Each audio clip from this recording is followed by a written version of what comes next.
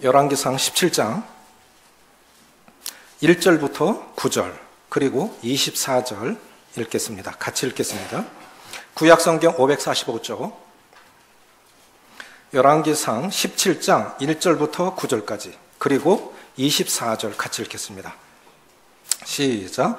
길라앗에 오고하는 자 중에 디셋 사람 엘리야가 아합에게 말하되 내가 섬기는 이스라엘의 하나님 여호와께서 살아계심을 두고 맹세하노니 내 말이 없으면 수년 동안 비도 이슬도 있지 아니하리라 하니라. 여호와의 말씀이 엘리야에게 임하여 이르시되 너는 여기서 떠나 동쪽으로 가서 요단 앞 그리 시냇가에 숨고 그 시냇물을 마시라. 내가 까마귀들에게 명령하여 거기서 너를 먹이게 하리라. 그가 여호와의 말씀과 같이 하여 곧 가서 요단 앞 그리 시냇가에 머물매 까마귀들이 아침에도 떡과 고기를 저녁에도 떡과 고기를 가져왔고 그가 시냇물을 마셨으나 땅에 비가 내리지 아니하므로 얼마 후에 그 시내가 마르니라. 여호와의 말씀이 엘리야에게 임하여 이르시되 너는 일어나 시돈에 속한 사르밧으로 가서 거기 머물라. 내가 그곳 과부에게 명령하여 내게 음식을 주게 하였느니라. 24절입니다. 큰 소리를 읽겠습니다. 시작. 여인이 엘리야에게 이르되 내가 이제야 당신은 하나님의 사람이시오 당신의 입에 있는 여호와의 말씀이 진실한 줄 아노라 하니라. 3등 서기관의 아모라고 하는 책을 낸 분이 계십니다. 영국 북한 대사로 가 있던 거물급 인사가 한국에 귀순했죠. 태영호 대사라고 하는 분이 근간에 펴낸 책 이름이 3등 서기관실의 암호라는 책입니다. 거기 보면 이런 내용이 나오는데 북한에도 교회가 있습니다. 종교의 자유가 있다는 걸 보여주기 위해서 가짜 교회를 만들어서 가짜 목사가 말씀도 전하고 축복도 하고 가짜 교인들이 찬송도 부릅니다. 그런데 신기한 것은요, 그 태영호 대사가 한 말이에요. 가짜 교회를 만들었는데 진짜 교인이 생기더라는 거예요. 놀랐어요. 뭔 얘기인지 아시겠습니까? 가짜 교회를 만들어서 가짜 목사가 설교도 하고 가짜 교인들이 말씀을 들었는데 진짜 교회가 생겼더라는 거예요. 김정일이 지금 김정은의 아버지가 지금 3대째 세습이 되고 있는데 김정일이 교황을 초청하려고 했는데 야, 교황을 초청해도 괜찮을까? 우리 체제에 문제가 없을까? 한번 자세히 알아봐. 그래서 하나님을 믿는 것 같은 한 노인에게, 모친에게 안 죽일 테니까 진짜 말해봐라. 당신 하나님 믿냐? 수령님이 약속했어. 안 죽이니까 진짜 말해봐라. 그러니까 그 할머니가 하는 얘기가 한 번 내 안에 들어오신 하나님이 어떻게 떠납니까? 한 번 내 안에 들어오신 하나님이 어떻게 떠납니까? 그래서 김정일이 교황 초청을 취소했다는 거예요. 이러다가 북한 망하겠구나. 저는 확신합니다. 말씀의 능력이 있습니다. 그 말씀 자체의 능력이 있습니다. 다만 그 말씀을 말씀 자체로 우리가 어떻게 받아들이느냐, 그게 중요한 것이죠. 수많은 설교를 듣고 수많은 말씀을 읽고 보고 했는데 왜 안 변할까? 말씀을 말씀으로 안 받아들이는 거예요. 가짜 목사가 전한 말씀을 듣고도 구원을 받고 진짜 교회, 진짜 교인이 생겨나는데 왜 진짜 이 사역자들이, 진짜 인도자들이 말씀을 전해도 안 변할까? 그 말씀을 말씀으로 안 받아들이니까 그렇습니다. 디셉 사람에서 하나님의 사람으로라는 제목으로 말씀을 드리겠습니다. 따라해 보십시오. 디셉 사람에서 하나님의 사람으로. 이게 쉽게 말하면 이런 뜻입니다. 평범한 사람에서 능력 있는 사람으로. 그냥 저 사람 교회 다니는 사람이야가 아니라 저 사람은 진짜 하나님 믿는 사람 같아 라는 거예요. 디셉 사람. 어느 날 1절 보십시오. 길라앗에 오고하는 자 중에 디셉 사람 엘리야가 아합에게 말하되. 디셉 사람 엘리야. 이 엘리야는 나의 하나님은 여호와시다라는 뜻입니다. 그 디셉 사람 엘리야가 길라앗에 오고, 길라앗이 어디냐면 지금의 요르단입니다. 요르단은 정말 목축하기 좋은 아주 좋은 땅이죠. 그래서 두 지파 반이 요르단 지역에 머물죠. 그곳입니다. 그냥 디셉 사람, 대구 사람, 교회에 다니는 사람, 저 사람 교회 다니는 사람, 이런 평범한 사람이 평범한 사람에서 능력 있는 사람, 그냥 교회 다니는 사람이 아니라 저 사람은 진짜 교인 같아. 저 사람은 진짜 하나님 믿는 사람 같아. 이렇게 정말 우리가 하나님 앞에 죽을 때 후회하는 25가지 내용 중에 그런 내용, 비슷한 내용이 있는데, 죽을 때 사람들이 후회하는 것 중에요, 왜 돈을 많이 벌지 못했을까라고 후회하는 사람은 한 명도 없다는 겁니다. 그런데 보십시오. 우리 생활의 필요를 위해서는 열심히 살아야 돼요. 성실하게 살아야 돼요. 그런데 돈을 더 많이 벌지 못해서 죽을 때 후회하는 사람은 한 명도 없다는 거예요. 그런데 우리는 뭘 쫓아갑니까? 우리는 뭘 쫓아갑니까? 열심히 살아야 돼요. 그런데 정말 뭘 쫓아가고 있는 것입니까? 왜 우리가 특별한 사람은 아니지만 이 야고보서 5장에 보면 엘리야는 우리와 성정이 같은 사람이로되 저가 비 오지 않기를 구한즉 3년 6개월 동안 비가 아니 오고 다시 기도한즉 하늘에서 비를 내리고 땅이 열매를 맺었느니라. 우리와 성정이 같은 사람이로되, 이 뜻은 쉽게 말하면 우리와 똑같은 사람이로되, 이 뜻입니다. 우리와 똑같아요. 똑같아요. 그게 디셉 사람입니다. 보석은 원석 그 자체로도 가치가 있습니다. 그러나 가공되지 않으면 그렇게 빛나지 않아요. 가공되지 않으면.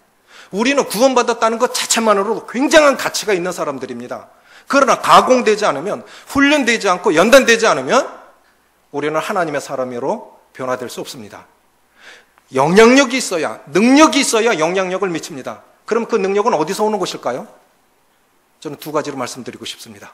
디셉 사람에서, 평범한 사람에서 능력 있는 사람, 그냥 교회 다니는 사람이 아니라 진짜 하나님 믿는 사람 같은 사람으로, 정말 우리가 소원하는 거 그거 아니겠습니까? 짧은 한 생에 살면서 저 사람은 진짜 하나님 믿는 사람 같아. 장로 목사, 장로 사역자가 아니질지라도 평범한 사람 같은데 제가 믿는 하나님은 진짜 하나님 같아. 이 시대 사람들이 기대하는 것이 그것이 아닐까요? 교회를 향한 기대, 구원받은 성도들을 향한 기대가 그것이 아닐까요? 하나님께서 구원받은 나를 향하신 하나님의 기대도 그것이 아닐까요? 사르밧 과부가 말한 것처럼 내가 이제야 진짜 당신이 하나님의 사람인 줄 내가 믿습니다. 그 고백이 하나님 없는 사람들이 우리를 향한 기대요, 하나님이 우리를 향한 기대가 아닐까요?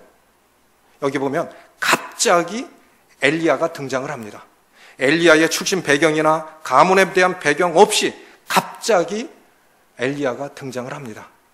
그 사람 어떤 사람인지 잘 몰라요. 다만 디셉 사람이라고만 나옵니다.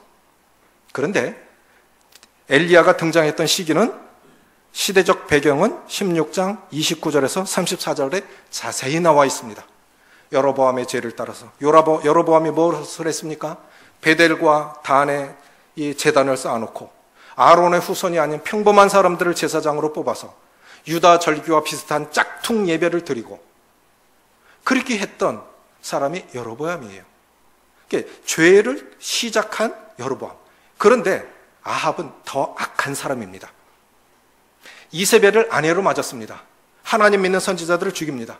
그런데 아무도 시도하지 않은 더 큰 죄를 시도하는데 하나님의 경고를 무시하는 거예요. 뭐냐면 하나님께서 여호수아를 통해서 여리고성이 무너진 후에 이 성을 건축하는 사람은 그 기초를 놓을 때 맏아들이 죽고 문짝을 달 때 막내가 죽을 거다. 그러니까 절대로 이 저주받은 성읍 여리고성을 건축하지 말라. 아합 이전까지 아무도 여리고성을 건축하지 않았는데 아합이 하나님의 경고를 무시하고 히엘이라고 하는 감독관을 시켜서 그것을 건축하게 합니다. 그래서 터를 쌓을 때 맏아들이 죽고 문짝을 달 때 막내 아들이 죽어요. 그런 악한 시대에, 시대가 악하면 선지자는 무엇입니까? 시대를 일깨우는 사람입니다. 그래, 선지자의 말이 성취되지 않으면 돌에 맞아 죽었어야 됐어요. 그러니까 선지자가 된다고 하는 건 이건 죽을 각오하고 하나님 말씀을 선포하는 겁니다. 하나님 말씀이 이루어지지 않으면 돌에 맞아 죽었어야 됐어요. 그런 악한 시대 가운데, 시대가 악하기 때문에 강력한 선지자가 일어나야 됐죠. 오늘날 얼마나 악합니까? 요즘은 결혼은 남자, 여자가 하는 것입니다라고 말해야 할 정도입니다. 그렇지 않습니까? 강아지 안고 가가면서 애기야, 애기야. 그럼 그 사람의 새끼는 강아지인가? 이 시대는 결혼은 남자하고 여자가 하는 것이 결혼입니다라고 말할 정도로 타락한 시대에 살고 있습니다. 얼마나 빨리 변합니까? 이런 악한 시대에 우리가 정말 성령으로, 말씀으로 정말 변화되지 않고 더 강력한 이러한 능력을 갖지 않으면 어찌 이 시대를 변화시킬 수 있겠습니까?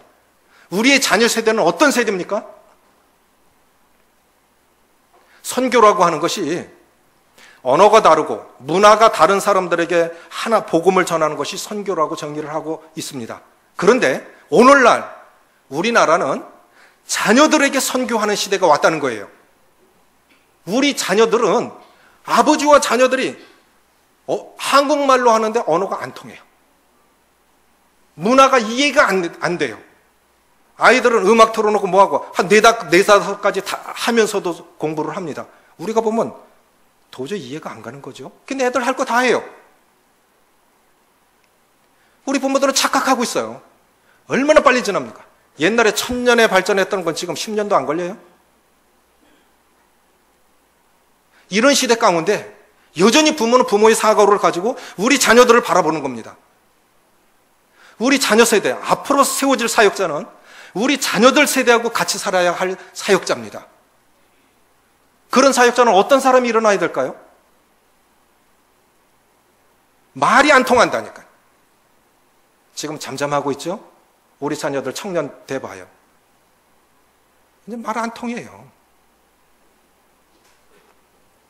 이런 어두운 시대에 선지자 엘리야를 부르셔서 시대를 일깨우고 하나님께로 돌아오게 하는데, 엘리야가 내 말이 없으면 하늘에서 비도 이슬도 없을 거다라고 선포한 것은 왕궁에 가서 전했습니다.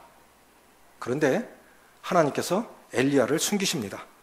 2절 보십시오. 여호와의 말씀이 엘리야에게 임하여 이르시되 너는 여기서 떠나 동쪽으로 가서 요단 앞 그릿 시내가에 가서 숨고.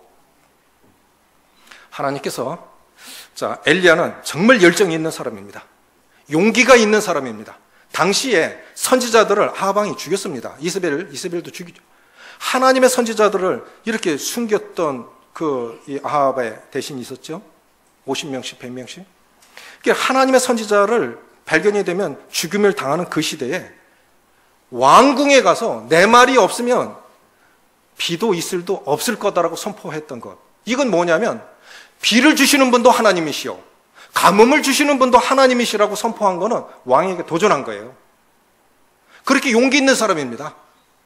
엘리야는 또 뭐라 그럽니까? 내가 하나님을 향하여 열심히 특심하오니. 그런데 우리가 알아야 할 것이 있어요. 열정만 갖고 하나님의 일을 하는 거 아닙니다. 용기 있다고 하나님의 일을 하는 거 아닙니다. 착각하시면 안 됩니다. 열정이 있고 용기가 있지만 그것이 훈련이 되지 않으면 하나님의 일을 거칠 수 있습니다.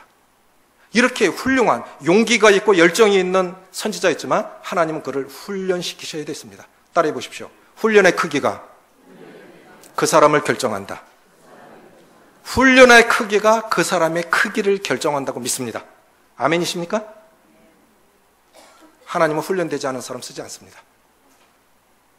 훈련의 크기가 그 사람의 크기를 결정합니다. 그러면 이렇게 내 말이 없으면 우로가 있지 아니하리라. 그래, 이제부터는 가뭄이 들 건데, 그래 결국은 뭐냐면 비를 주시는 분도 하나님이시고 가뭄을 주시는 분도 하나님이시니까, 그러니까 하나님께로 돌아오라. 그런데 하나님께서 엘리야를 숨기십니다. 왜 숨기셨을까요?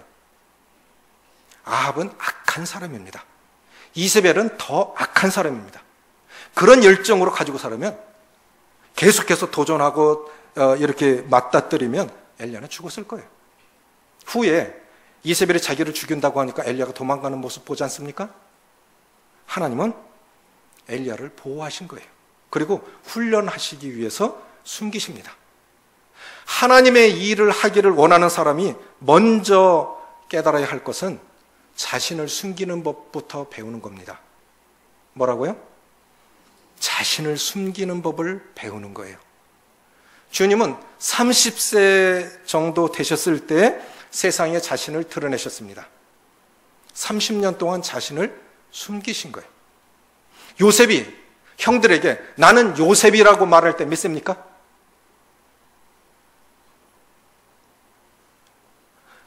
비로소 나는 요셉이라 그렇게 말할 때가 몇 세죠?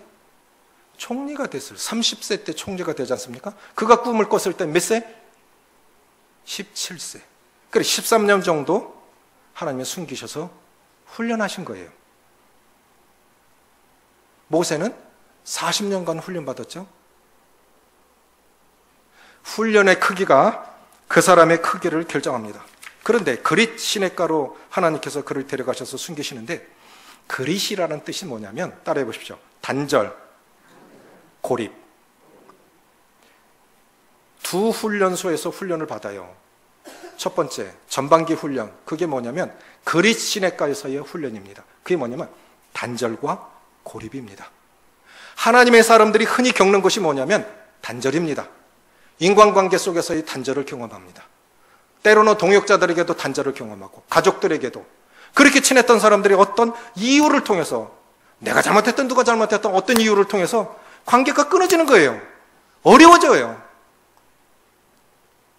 경제적으로도 어려워질 수도 있고 육체적으로도 어려워질 수 있고 하나님께서 먼저 하나님의 사람으로 만들기 위해서 훈련하시는 첫 번째 훈련은 고립과 단절입니다. 그래서 사람이 아니라 엘리야가 접했던 건 매일 까마귀만 보는 거예요. 까마귀가 매일 아침 저녁으로 매일 2번씩 떡과 고기를 매일매일 가져다 줍니다.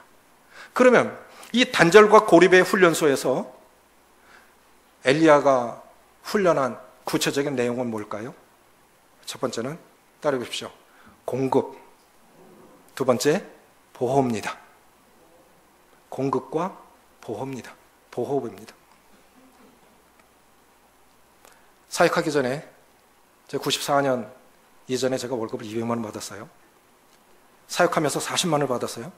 일하러 다닙니다. 10,000원이 없어요.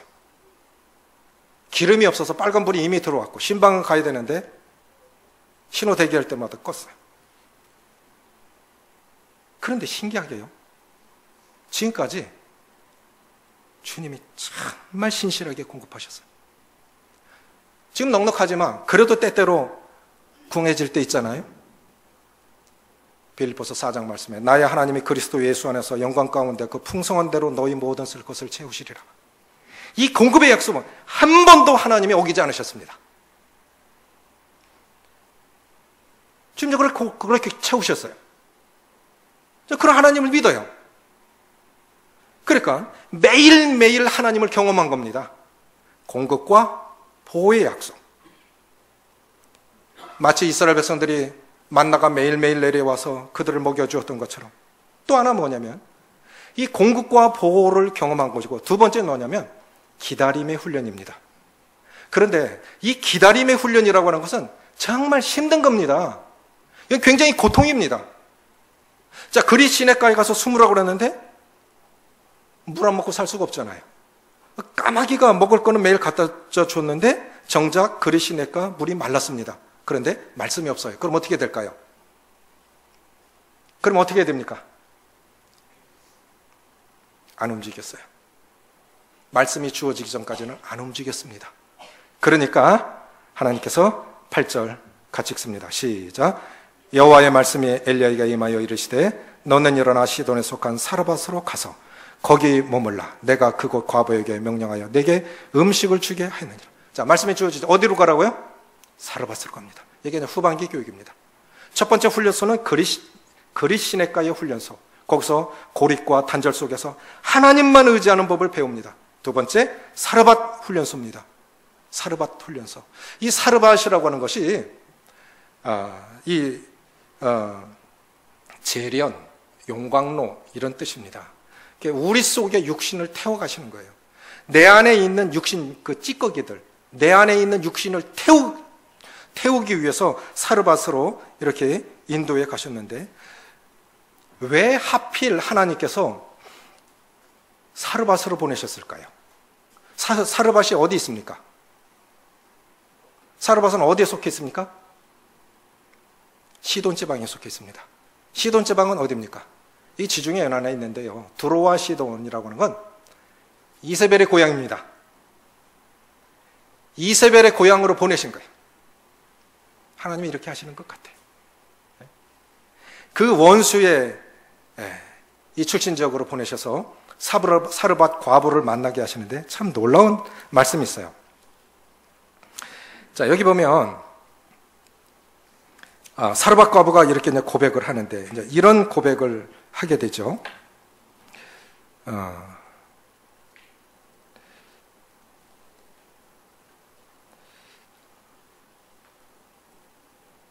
11절 보십시오. 11절 시작. 그가 가지러 갈 때 엘리야가 그를 불러 이르되 청하건대 내 손에 떡 한 조각을 내게로 가져오라. 그가 이르되 당신의 하나님 여호와께서 살아계심을 두고 맹세하노니. 이게 좀 이상하지 않습니까? 시돈 여인이, 이방 여인이 지금 뭐라고 고백하고 있습니까? 당신의 하나님 여호와께서 살아계심을 두고 맹세하노니. 그럼 이 여자는 하나님 믿는 사람이 안 믿는 사람이에요? 하나님 믿는 사람이에요. 하나님 믿는 사람이에요. 그런데 이 말은 지금 누가 한 말입니까? 17장 1절 시작. 길르앗에 오고하는 자 중에 디셉 사람 엘리야가 아합에게 말하되 내가 섬기는 이스라엘의 하나님 여호와께서 살아계심을 두고 맹세하노니. 똑같은 말을 하고 있지 않습니까? 내가 섬기는 이스라엘 하나님을 가리켜 맹세하노니. 그런데 시돈 여인, 이 사르밧 여자가 똑같은 말을, 당신의 하나님의 살아계심을 두고 맹세하노니. 똑같은 말을 하고 있는 거예요. 자, 그리시네가에서의 훈련은 까마귀면, 사람이 없이 그냥 까마귀만 매일 상대했는데 지금 누구를 상대하고 살아가야 됩니까? 이제 누구와 동거하고 있는 겁니까? 사르밧 여인. 혼자 일하는 것보다 동역하는 것이 굉장히 어렵습니다. 오래전에 어느 분이 이런 예화를 드셨어요. 물론 만든 얘기입니다만 태국에는 코끼리가 많습니다.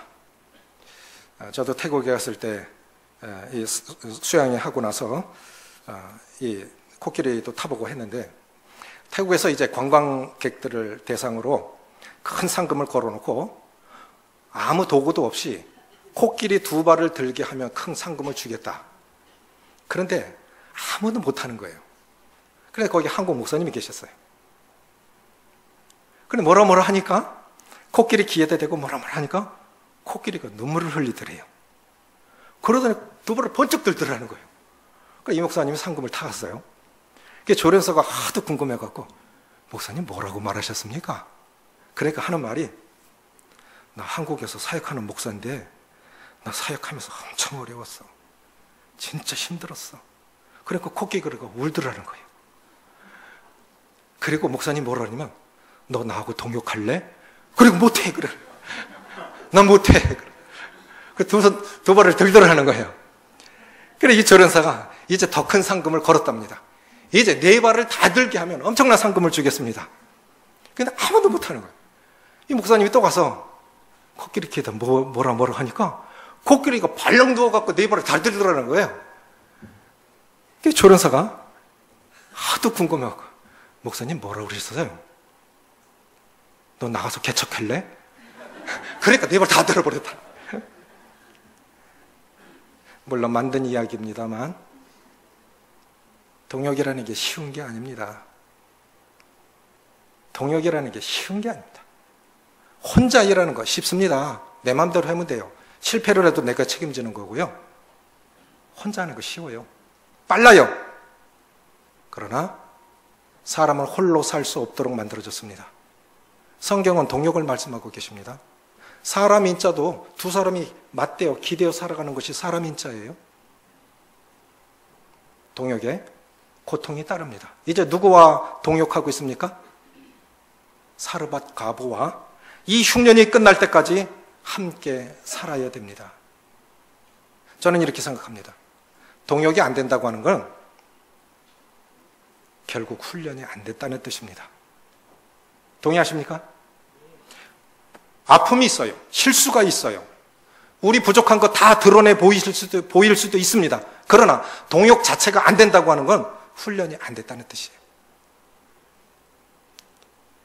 결과적으로 훈련이 안 됐다는 뜻이에요. 동역이 잘 된다는 뜻은요, 자기를 쳐서 부수고 있다는 뜻입니다.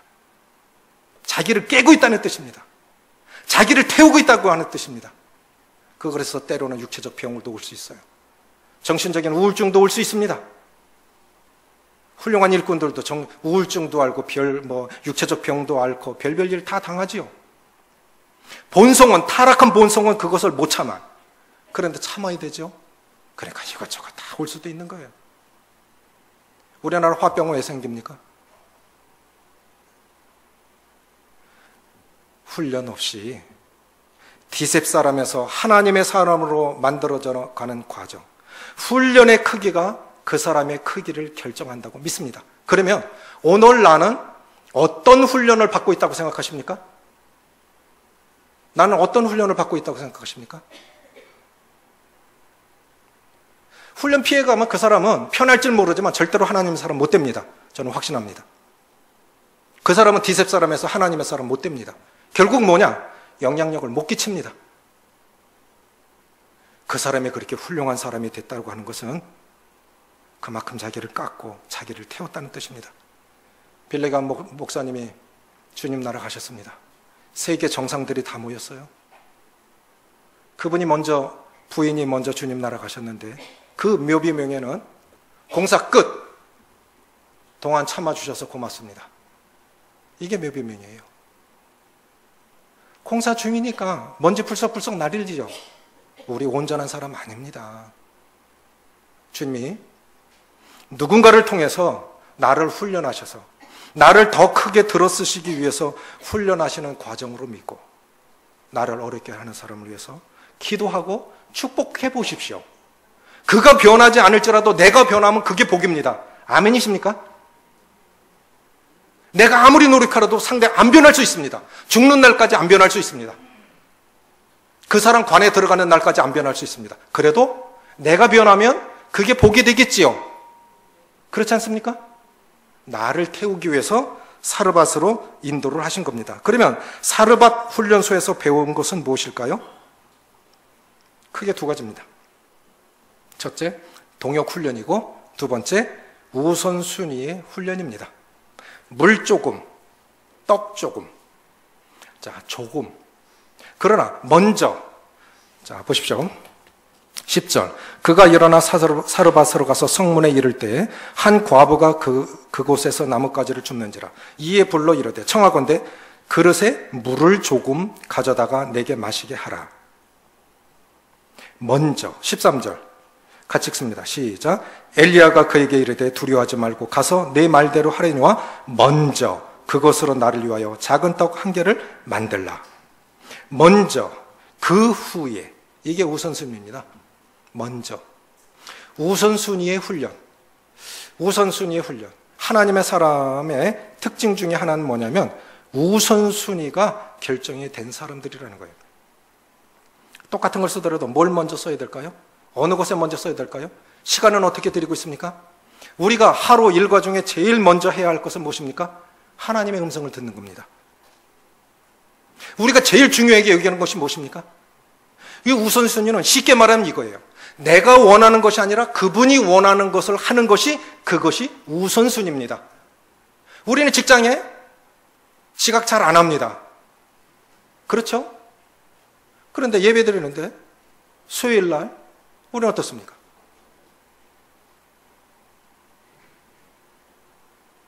성도들과 약속은 어떻습니까? 이번에 LG 사장님으로 계시던 구본무 사장님이 이렇게 운명하셨는데 참 배울 게 많은 분이에요. 정말 배울 게 많은 분. 그분은 항상 약속 20분 전에 가 있었답니다. 매사에 그렇게 했대요. 그 분의 부친 구인혜씨는 아들에게 뭐라 그러냐면 절대로 이 친구를 버리지 마라. 절대로 친구를 버리지 마라. 부득이한 경우에 헤어질 경우가 있다면 적은 만들지 말라. 그래서 LG는 사람 안 버려요.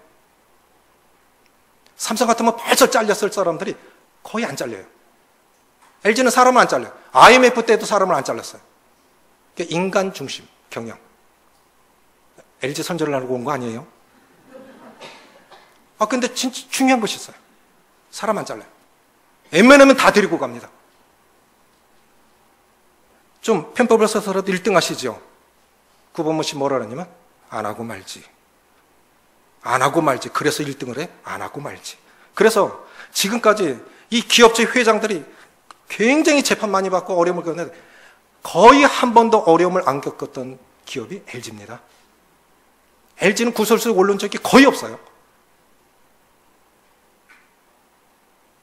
동역관계 정말 중요합니다. 두 번째는 뭐냐면 우선순위입니다. 먼저 그 후에. 나는 어떻게 살아갑니까? 먼저. 뭐가 먼저입니까? 이 우선순위, 이것이 정해진 사람, 이 사람이 하나님의 사람입니다. 그렇게 할 때 진짜 그 사람을 통해서 하나님이 나타나는 거예요. 작은 것부터 훈련하십시오. 물 조금, 떡 조금. 적은 것부터 시작해 보십시오. 하나님을 우선으로 여기는 우선순위. 그러면 우리 삶은 반드시 변할 겁니다. 제가 서두에 말씀드렸죠? 가짜 목사가 가짜 교회에서 성경을 읽고 설교를 했는데 진짜 교인이 생기더라는 거예요. 그러면 남한 교회들은 이상한 교회 아닙니까? 진짜 사역자들, 진짜 설교자들, 진짜 교인들이 있는데 삶이 안 변한다. 뭐가 잘못된 거예요? 말씀이 내 속에서 아멘으로 받아들이지 않은 결과일 거예요. 두 번째 뭐냐면, 자, 두 가지 말씀드립니다. 디셉 사람에서 하나님의 사람으로 변하려면 평범한 사람에서 능력 있는 사람, 그냥 교회 다니는 사람이 아니라 진짜 하나님 믿는 사람 같은 사람으로 변화되려면 훈련의 크기가 그 사람의 크기를 결정한다. 두 번째는 뭐냐면 위기 극복이 그 사람의 크기를 결정한다고 믿습니다. 두 가지입니다. 그 사람의 크기는 훈련의 크기가 그 사람의 크기를 결정한다. 어떤 훈련 받아보셨습니까? 두 번째, 위기 극복이 그 사람의 크기를 결정합니다. 사르밧 과부와 이렇게 그리시네가에서의 시간은 짧았던 것 같아요. 그런데 사르밧 과부와는 가뭄이 끝날 때까지 같이 합니다.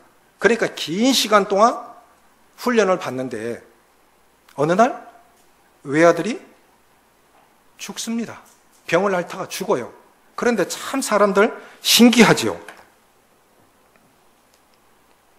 이렇게 말합니다. 17절, 2일 후에 그 집 주인 되는 여인이 아들이 병들어 증세가 심히 위중하다가 숨이 끊어진지라. 여인이 엘리야에게 이르되 하나님의 사람이여, 당신이 나와 더불어 무슨 상관이 있기로 내 죄를 생각나게 하고 또 내 아들을 죽게 하려고 내게 오셨나이까. 엘리야가 뭘 잘못했습니까? 한 끼 먹고 마지막으로 그 한 끼 먹고 죽으려고 하는 사람에게 찾아와서 흉년이 끝날 때까지 통에 가루가 닿지 않고 병에 기름이 닿지 않는 이런 은혜를 누리고 살으면 고마워해야 되는데, 우리 타락한 본성은 문제가 생기면 누군가한테 떠밀려고 하는 그 본성이 있습니다. 그게 인간이에요. 잘못되면 네 탓이에요.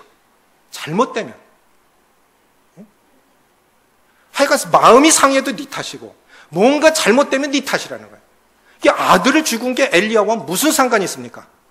그렇지 않습니까? 아무 상관이 없는 거예요. 오히려 감사해야 되죠. 그런데 하나님의 사람은 이렇게 합니다. 자, 죽은 아이를 안고 자기 방으로 들어갑니다.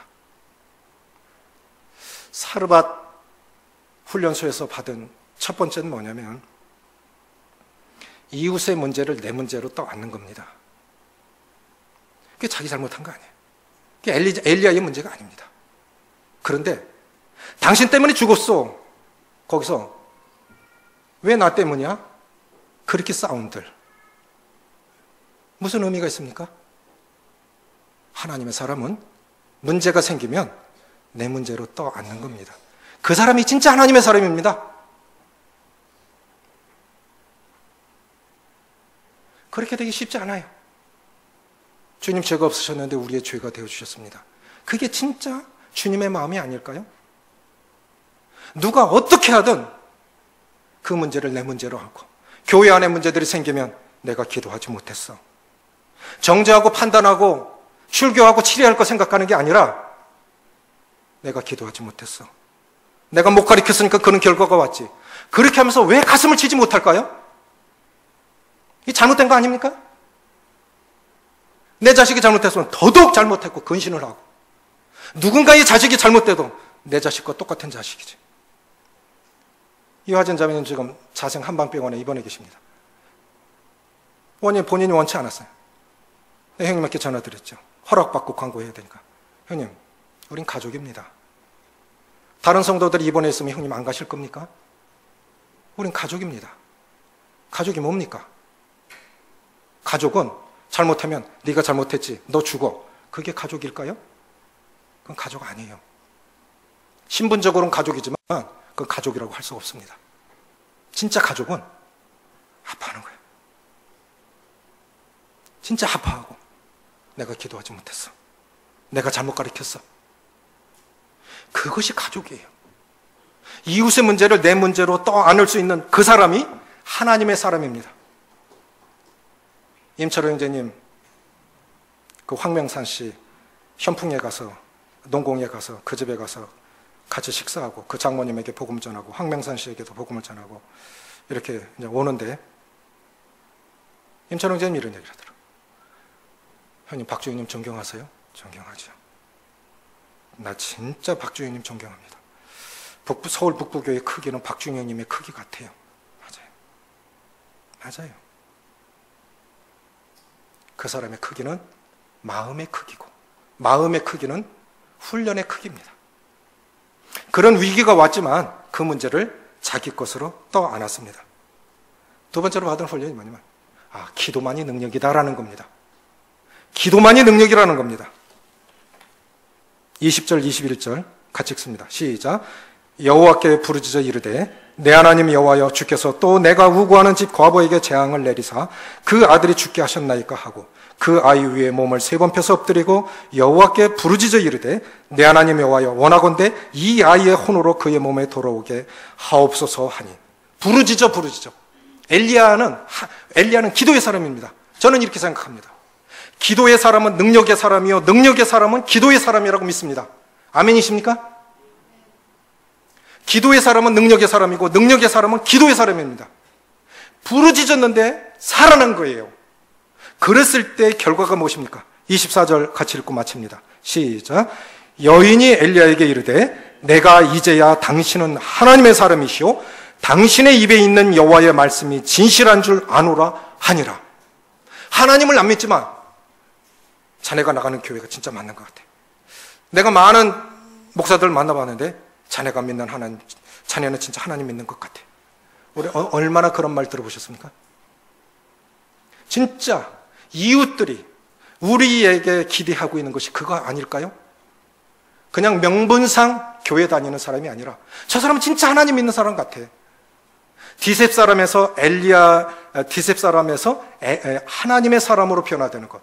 훈련의 크기만큼 훈련의 크기가 그 사람의 크기를 결정하고 위기 극복 여부가 그 사람의 크기를 결정합니다. 우리 많은 위기를 극복해 왔습니다. 그것이 그 사람을 점점 크게 만들었습니다. 그래서 사람을 품을 수 있는 사람이 됐습니다. 그래서 주님께서 변화산상에서 모세와 엘리야와 대면하여 이렇게 이야기하셨을 때 그 영광스러운 장면, 율법을 대표하는 모세와 선지자를 대표하는 엘리야, 구약의 대표 중에 한 사람으로 영광스럽게 나타나고 있지 않습니까? 우리가 정말 기대하는 거 그거 아닙니까? 정말 아무 가치 없고 쓸데없는 나 구원해 주셨는데 남은 삶 모쪼록 정말 하나님 믿는 사람답게 느껴지고 보여지고, 그래서 나를 먼저 복 주셔서 나를 통해 또 다른 사람들이 복을 받는 것, 그것이 우리의 소원 아니겠습니까? 그렇게 되기 위해서 훈련하실 때 거부하지 마시고, 이 훈련이 나를 더 큰 사람으로 만들어줄 거다, 이 훈련이 나를 능력 있는 사람으로 만들어줄 거다, 그렇게 받으시고 감사하시기 바랍니다. 기도하시겠습니다. 아버지 하나님, 나름 살아오면서 자꾸 큰 훈련을 받았다고 생각했고, 또 고난을 거치면서 인내도 배웠고, 하나님 필요를 채워주신 분이라고 믿었고, 적고 큰 위기를 극복해 오면서 여기까지 왔지만 아직까지도 능력이 없는 것은 하나님이 원하시는 것만큼, 우리가 기대하는 것만큼 나 자신이 변화받지 못한 것은 아직도 더 받아야 할 훈련이 있고, 하나님께서 나에 대한 더 기대가 있는 줄 믿사오니 주님 도와주셔서 하나님께서 오늘 나에게 허락하신 환경들을 나를 더 큰 사람으로, 능력 있는 사람으로, 하나님의 사람으로 만들어 가기 위한 하나님의 기대로 믿고 감사함으로 범사의 여호와를 인정하면서 그 가운데서 하나님의 뜻을 발견하고 진정한 하나님의 사람으로 변화받아서 나를 통해 많은 사람들이 또 하나님을 믿고 복받는, 그래서 이 사명자로 살다가 주님 만나는 은혜가 임할 수 있도록 모두를 축복해 주시기를 원하며 우리 주 예수님의 이름으로 감사하며 기도합나이다. 아멘.